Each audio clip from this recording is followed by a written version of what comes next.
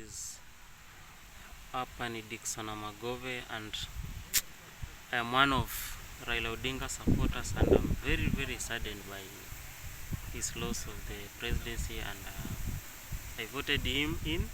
I had very high expectations that he's going to improve things, to change things for the better, but you see, Kenya is a democratic state, and the person who wins by majority is the one who is given the presidency.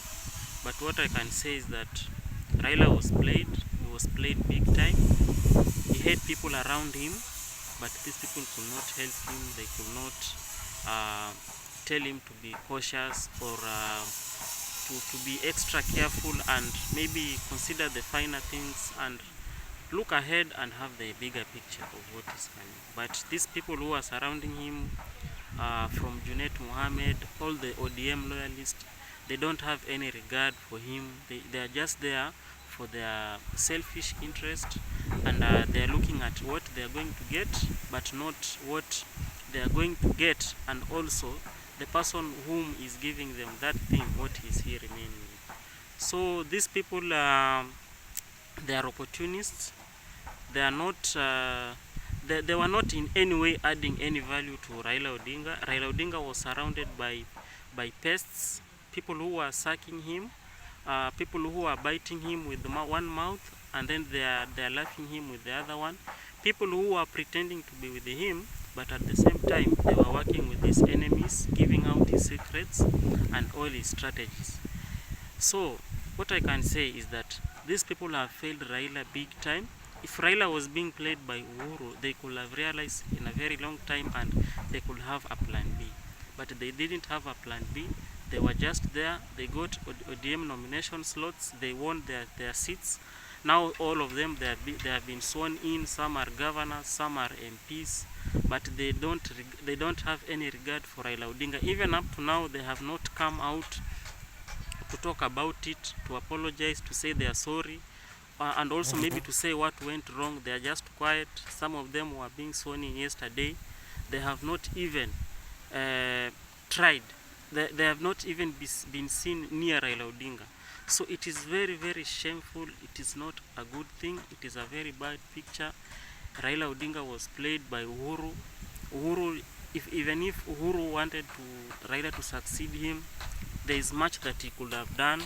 He never campaigned for Raila Odinga.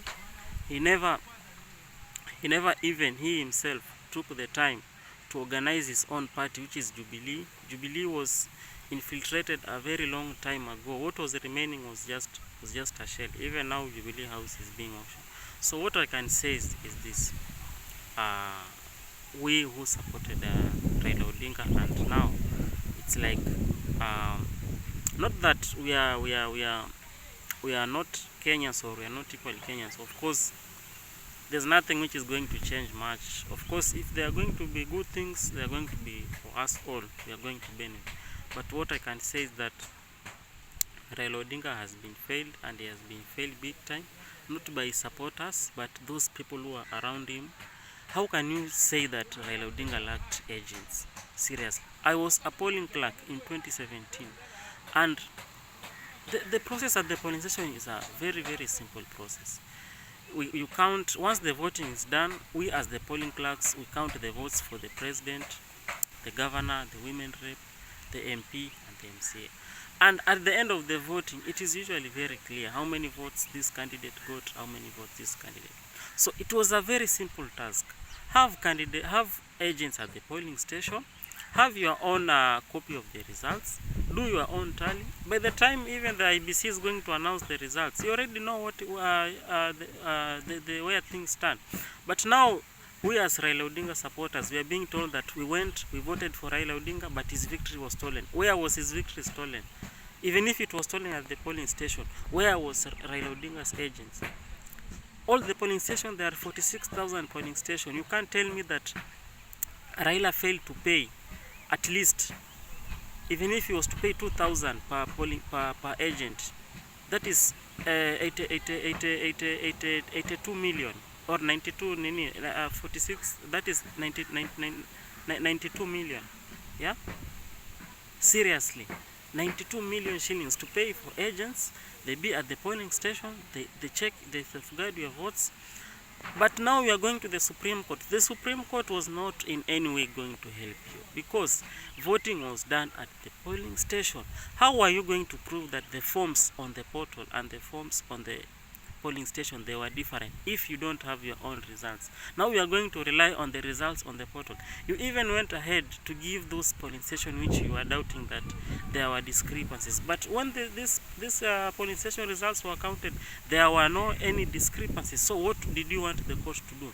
You want the court to nullify the election to please you, and there is no evidence? The court operates on evidence. In fact, this guy called Junet, you ate the money for the agents.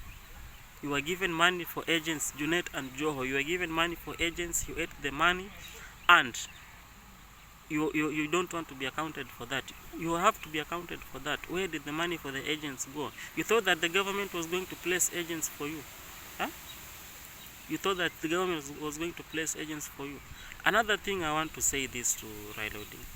Raila Odinga, those guys who are surrounding him, they are not advising him accordingly. Why did they kick out Moses Wetangula in 2017 when he was the minority leader and an answer? Because they say that you can't be the chairman of the cattle dip and you have one cow. What they forgot is that Wetangula has supporters, he has numbers, he has people who listen to him, the Bukusus. Look at the votes which Ruto got in Bungoma, 200,000 votes, and that is the difference of the votes which Ruto defeated Raila.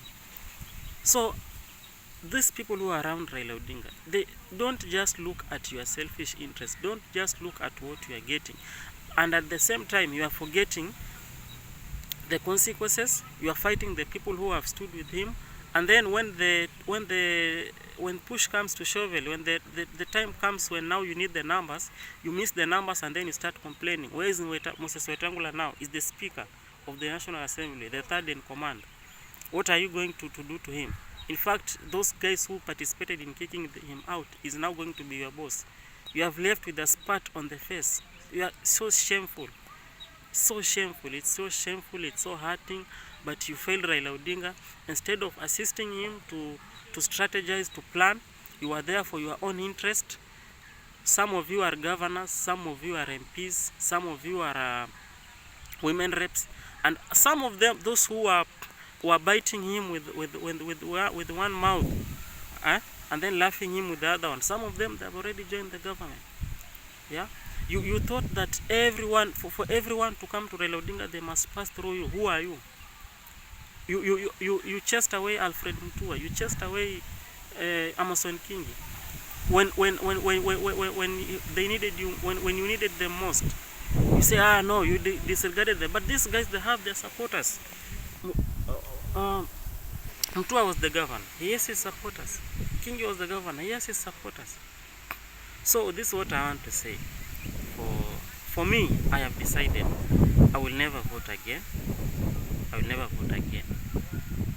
I will never vote again. But what I can say, for you to win in politics, you have to plan, you have to strategize, you have to look ahead, and you have to guide your votes up to the last minute.